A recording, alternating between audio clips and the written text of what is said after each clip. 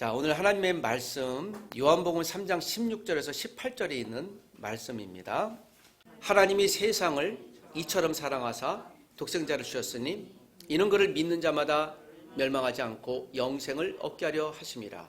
하나님이 그 아들을 세상에 보내신 것은 세상을 심판하려 하심이 아니요 그로 말미암아 세상이 구원을 받게 하려 하심이라. 그를 믿는 자는 심판을 받지 아니하는 것이요 믿지 아니하는 자는 하나님의 독생자의 이름을 믿지 아니하므로 벌써 심판을 받은 것이니라. 아멘. 자, 오늘 요한복음 3장 16절에서 18절에 있는 말씀을 함께 나눴습니다. 지난주 니고데모의 이야기를 살펴봤는데 오늘 본문은 니고데모에게 주신 말씀의 연장선상에 있는 내용입니다. 유대인 산헤드린 회당의 유력한 지도자였던 니고데모가 거듭남이 무엇인지를 깨닫고 계속해서 예수님은 그를 설득하고 하나님 나라가 예수 그리스도가 누구인지를 오늘 설명할 필요성이 있었습니다. 니고데모 한 사람에게 주신 말씀이긴 하나 또 이 말씀은 오늘 특별히 저는 세례받은 두 분에게 그리고 오늘 모든 성도들에게 예수 그리스도가 누구인가 알고 있겠으나 다시 한번 확증하는 본문을 통해 여러분이 얻어가시는 말씀 되시기를 부탁드립니다. 국가의 운명을 바꾼 몇 가지 사건이 있습니다. 인류의 운명을 바꾼 사건이라고 할 수 있죠. 1944년 6월 6일은 어떤 날인 줄 아시나요?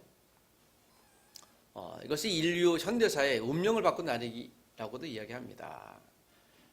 영어로 The Doomsday라고 하는, 그래서 우리가 소위 말하는 D-Day라는 용어가 여기 생겨났습니다. 운명의 날. 연합군이 프랑스 노르망디라고 하는 지역에 상륙 작전을 하면서 독일 나치에게 그동안 열세였던 전쟁의 상황을 역전시키는 계기가 되었던 상륙 작전을 일컫습니다. 노르망디 상륙 작전이라고 소위 말합니다. 1944년 6월 6일 이 작전이 성공하지 못했으면 어쩌면 인류는 지금도 독일 나치 치하에서 살아갈 수도 있었을 것이라고 판단하는 그런 상륙 작전이기도 합니다. 이것을 통해 연합군이 서부 전선에서 승기를 잡았다고 이야기합니다. 우리 한국도 한국 전쟁에서 유명한 상륙 작전 하나가 한국이 북한 또는 러시아에 의해 점령당할 뻔한 사건을 역전시킨 작전이 있습니다. 1950년 9월 15일 연합군이 인천에 상륙작전을 벌임으로 거의 초토화되었던 이 전쟁을 역전시켰던 것을 봅니다. 둘 다 한 사람의 지도자가 그날 거길 해야 되겠다. 둘 다 거의 불가능한 작전이라고 이야기했습니다.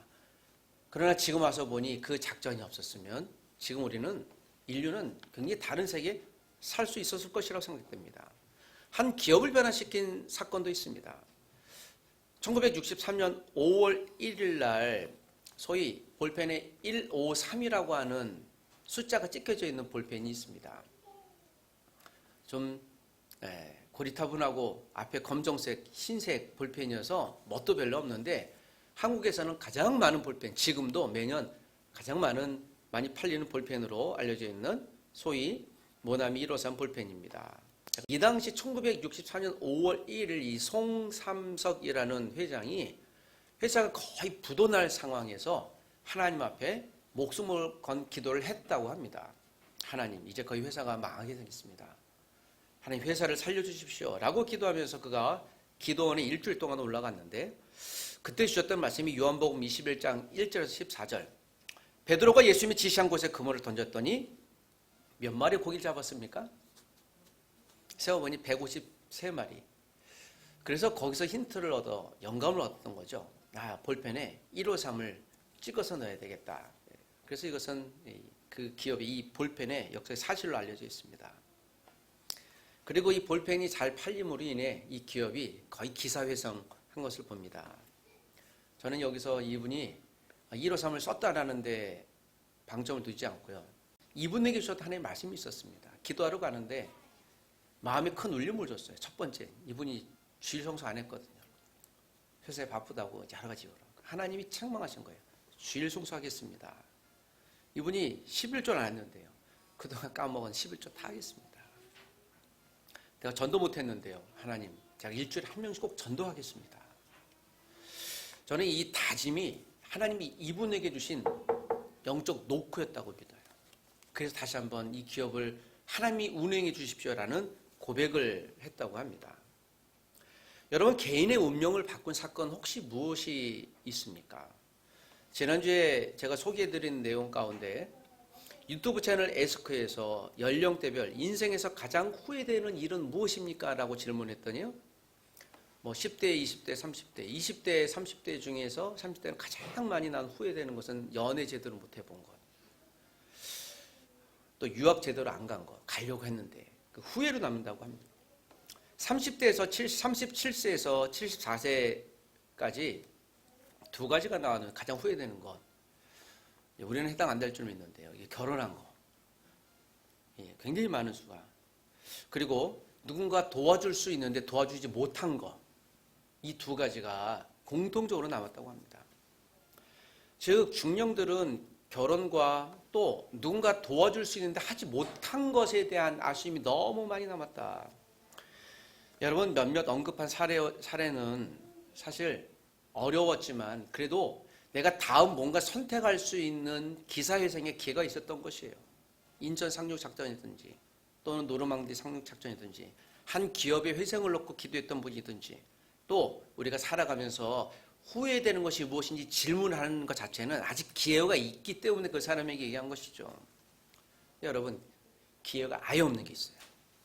오늘 저는 이 본문에 있는 말씀을 통해 내가 무엇을 결정하고 선택해야 될까? 다음 결정할 수 없는 상태는 이게 마지막이라는 것일 수 있는 것이죠. 여러분, 우리가 바꿀 수 없는 몇 가지가 있습니다. 아예 바꿀 수 없는 몇 가지 선택이 있는데 하나는 결혼이에요. 결혼한다면요 못 바꿉니다. 한 1년, 2년 있다가 제가 아닌 것 같아요. 우리 물릅시다 해서 결혼을 물을 수가 없는 것이에요. 이건 불강력적입니다. 또 하나가 있습니다. 자녀의 문제입니다. 여러분, 자녀는 내가 생각해봤더니 하나님 내가 잘못 낳았는데 좀 물러주십시오. 물을 수가 없죠. 결혼은 내가 자발적인 선택이에요. 후회하든 안 하든.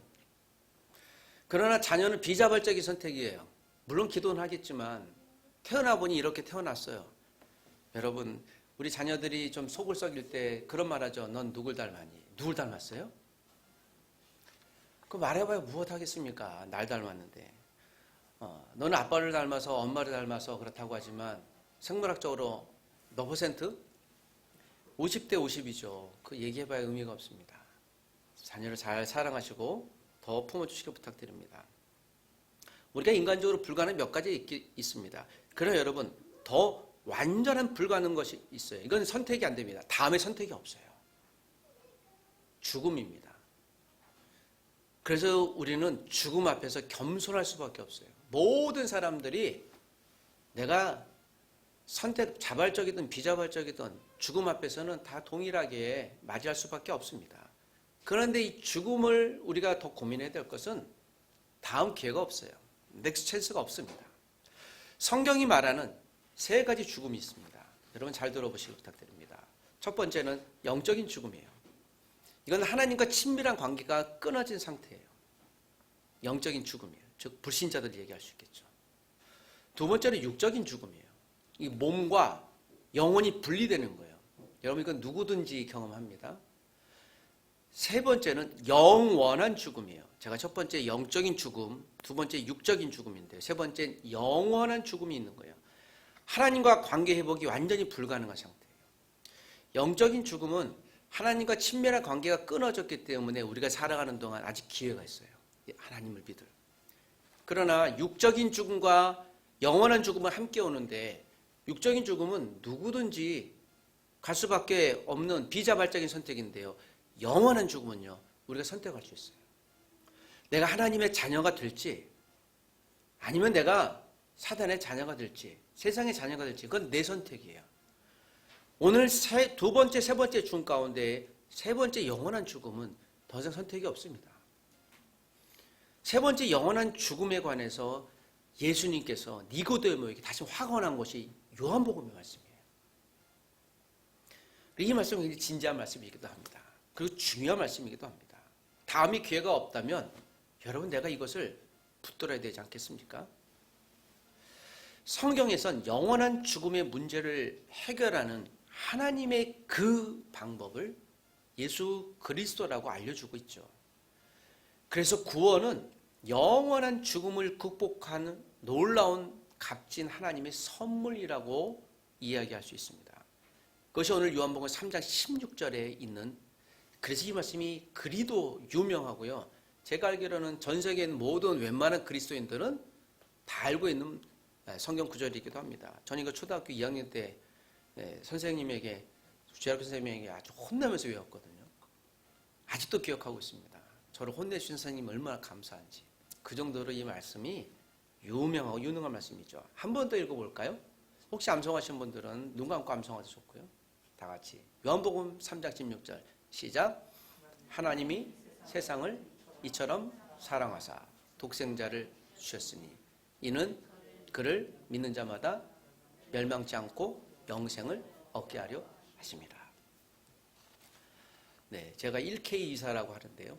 1. 하나님이, K 코리아 한국을, 이처럼 사랑하사. 이 이니셜 만들고 얼마나 감동했는데 이건 나밖에 모르는 거예요. 와, 내가 이런 멋있는 걸 하다니 저밖에 안 하면 뭐합니까? 1K사 요한복음 3장 16절입니다. 누구든지 예수님을 구원자로 받아들이면 하나님과 깨진 관계가 회복이 돼요. 이게 기회가 있는 것이죠. 이것을 구원받음이라고 합니다. 오늘 세례받으신 두 분에게 제가 10가지 질문했습니다. 저는 장로교, 우리나라에서 소위 제일 크다고 많다고 하는 합동적 교단 목사인데 이 교단에서 나오는 세례 문답서도 있습니다. 그것을 기준으로 오늘 제가 문답을 한 것 중에 가장 확인해야 될 한 가지는요. 그가 정말 내가 구원받았는가에 대한 질문이에요. 감사하게도 오늘 구원에 대해서 동의해 주셨고 하나님의 자녀가 될 것을 동의해 주셨습니다. 그래서 이전까지는 하나님과 관계가 깨졌는데 이게 회복된 거예요. 깨졌는데 회복됐는데 이 하나님과 관계, 즉 하나님의 자녀가 되어지고 나서부터는 누구도 이걸 깰 수가 없어요. 물 수가 없는 거예요. 이것을 은혜라고 하는 것이죠. 우리가 세례받고 또 성도로 살아가는데 본의 아니게 또 죄도 짓게 되고 어려움을 겪게 돼요. 여러분, 그러다 하나님께서 야, 내가 세례도 주고 성도인데 내가 잘못 생각했나 보다. 내가 하나님의 자녀로 안 되겠다 하고 무르지 않습니다. 우리는 빈정상하면 줬던 거 계산하죠. 심지어는 부모가 자녀들에게 내가 너를 어떻게 키웠는데 그 본전 생각난다는 거죠. 뭐 다 그렇게 얘기합니다. 내가 어떻게 해줬는데 말이야 라고 하는 것을 하죠. 즉 우리는 인간은요, 원든 원치 않든 다 뭐예요? 거래하는 거예요. 그런데 하나님이 그러지 않으셨어요. 그냥 그것을 끝난 거예요. 하나님 무르지 않아요. 이것을 은혜라고 해요. 줬던 거 뺏지 않습니다. 그냥 그걸 끝나요. 아무리 말썽 피워도 품는 거예요. 그래, 돌아와, 괜찮아. 집을 나가도 언제든지 기다리고 계세요. 오시면 환영해 주고 잔치하세요. 이게 하나님이에요. 하나님 만만한 상대네요. 아니에요. 요한복음 3장 16절에 하나님이 세상은 저와 여러분을 얘기하는데 어떻게 사랑하셨다고요? 이처럼 사랑하사, 이와 같이 사랑하사 무엇을? 독생자 예수 그리스도를 주셨습니다. 이것을 영어로 보니까 the only son이라고 얘기를 해요. 유일한 아들이에요. 하나밖에 없는 아들을 우리에게 주신 거예요. 자, 이것이 가능할까요? 누군가 나를 위해서, 내가 아무리 누군가를 위해 헌신하고 섬긴다 할지라도, 심지어는 부모가 자녀를 위해서 헌신한다 할지라도 마지막 이건 못 줘요. 목숨은 못 줘요. 그러니까 대신 할 수 없는 거예요. 하고 싶다고 할지언정. 자녀가 부모를 아무리 섬길지라도 그냥 효도는 할 뿐이지 그걸 끝나는 거예요. 뭔가 누군가 보답한다고 할지라도 못해요. 그 목숨과 관련되어 있기 때문에요. 여러분, 목숨을 걸 일들은 아무나 할 수 없습니다. 제가 아는 어떤 교회 자매가 20대 후반에 결혼을 약속했는데 결혼을 불과 몇 달 앞두고 남자친구가 백혈병에 걸렸습니다. 굉장히 쉽지 않은 상황이 있어 결국 1년 반 동안 병원 생활을 하다가 세상을 떠났어요. 그 약혼녀가 기절하고 난리 났는데요. 거의 몇 개월 동안 그냥 안오미 상태에 있어서요. 아무것도 못하는. 그런데 그분이, 그 자매가 그 교회 다니시는 목사님에게 2년 뒤에 청첩장을 갖고 와서 새로운 사람을 만나서 결혼할 것을 얘기하면서 주례를 요청하시면서 목사님이 참 축복해 줬는데, 그러면서 느끼는 것이 아무리 내가 죽자 사자 하고 사는 사람이 떠나서 기절할지언정 2년 지나니 새로운 사람을 찾는구나. 이것을 여러분 좋다 나쁘다 얘기하는 게 아니라 우리는 할 수 없는 게 있는 거예요. 그건 죽음에 대한 문제입니다. 여러분, 이것만큼은 우리가 포기하지 말아야 돼요. 영적인 죽음, 영원한 죽음을 여러분 얘기를 하는 거예요. 영적인 죽음은 아직 기회가 있습니다.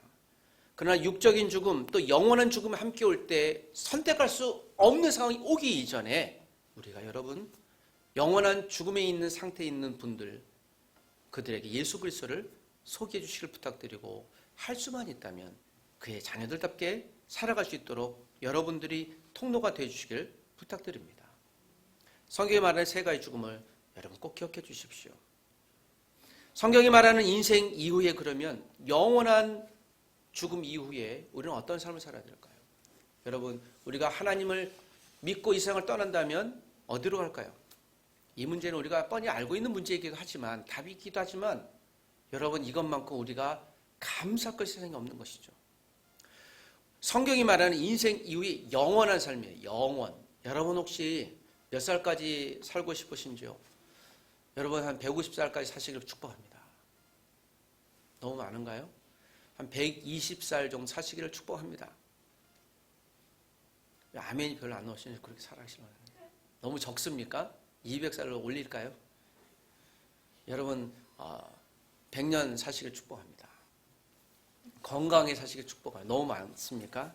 마음대로 사십시오. 그러나 건강에 사시기를 축복합니다. 그러나 여러분, 우리가 지금 제가 아무리 말해봐야 150살 이후에는 이게 불가능하다는 게 알아요. 야, 그게 가능해. 120살도 그냥 희망사항이지. 100살이면 와 장수했지. 90살도 나쁠 것 아니지. 80살이면 멀었대. 70살이면 건강하게 살면 돼. 60살 맛있게 살면 되지. 뭐 그렇게 살아요. 그래봐야 100년이에요. 그러나 그 이후에 100년 뒤에 영원이라는 걸 경험해보지 못했기 때문에 설명이 안 돼요. 설명이 안 되기 때문에 역설적으로 아는 거죠. 죽지 않는 그런 상태를 의미하는구나. 에베소서 1장 4절에서 12절은 우리가 하나님의 자녀가 언제 되었는지를 이렇게 설명하세요. 오늘 세례받으신 두 분은 이것을 잘 배우실 줄 믿습니다. 지금 제가 물어보지 않을 텐데요. 답을 잘 하실 거예요. 여러분, 누군가 묻습니다. 이 질문이 중요한 이유는요, 내가 하나님의 자녀인지 확실히 아는지 중요한, 이건 단순한 지식인데 위대한 지식이에요. 질문해 보고 있습니다. 여러분, 언제 구원받으셨나요? 언제 구원받으셨어요? 목사님, 잠깐만 제가 세례받은 날짜 좀 한번 찾아보겠습니다. 제발 그러지 마세요. 여러분, 언제 구원받으셨나요? 성경제로 답을 하십시오. 에베소서 1장 4절에 하나님 우리를 택하사 언제? 창세전에, 그러니까 창조하기 전에 우리를, 여러분 이곳에 오늘 두 분 세례받았지만 하나님의 자녀로 이미 작정하셨어요. 예정하신 것이죠. 하나님이 이미 예비했어요. 이 위대한 구원이라는 은혜의 축복의 선물을. 언제? 창세전에. 그렇게 답하십시오.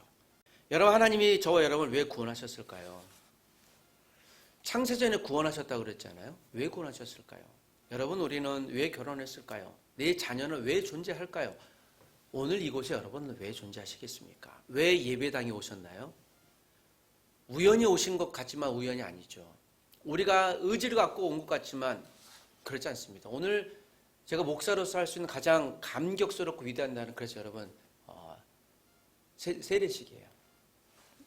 이것만큼은 그냥 춤을 추고 싶고 어쩔 수가 없어요. 그냥 제가 갖고 있는 모든 건 여러분 다 드리고 싶은 마음이 있어요. 안타깝게 재산이 많이 없어서 죄송합니다. 뭐 그 정도로 와 이거보다 기쁜 데 세상에 어디 있으랴 하는 기쁜 거예요. 그 이유는 한 가지예요.